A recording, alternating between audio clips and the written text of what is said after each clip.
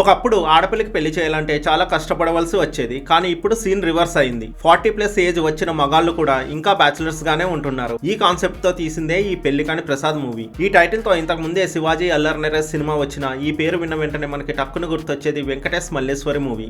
ఇక సప్తగిరి ప్రియాంక శర్మ నటించిన ఈ మూవీ టైటిల్ లాగే స్టోరీ కూడా చాలా సింపుల్ గా ఉంటుంది. ప్రసాద్ కి 40 ఇయర్స్ వస్తున్న వాళ్ళ నాన్న పెట్టే కట్నం కండిషన్ కారణంగా ఇంకా పెళ్లి కాదు. మరో పక్క చేసుకుంటే ఎన్ఆర్ఐనే పెళ్లి చేసుకోవాలని ఎదురు చూసే హీరోయిన్. మరి వీళ్ళిద్దరూ ఎలా కలుసుకున్నారు అనేదే ఈ మూవీ స్టోరీ. మూవీ ఎలా ఉందంటే సినిమా అంటేనే చాలా రిస్క్. అందులోకి కామెడీ మూవీని తీయాలంటే ఎంతో క్రియేటివ్ గా ఆలోచించాలి. ప్రతి సీన్ ప్రతి డైలాగ్ ఎంతో శ్రద్ధగా చాలా కేర్ఫుల్ గా తీయాలి. మూవీలో నటీనటుల ఎక్స్ప్రెషన్స్ తో పాటు కామెడీ టైమింగ్ కూడా కరెక్ట్ గా ఉండాలి. మంచి కామెడీ ఉన్నాడు, స్టోరీతో పనేంటి అంటే సినిమాకి పెట్టిన పబ్లిసిటీ ఖర్చులు కూడా రావు. ఈ సినిమా టైటిల్ లాగే స్టోరీ కూడా ఆరిగిపోయిన క్యాసెట్ లా అవుట్డేటెడ్ లైన్. సినిమాకి కావాల్సిన మినిమం మెటీరియల్ కూడా ఈ మూవీలో లేదు.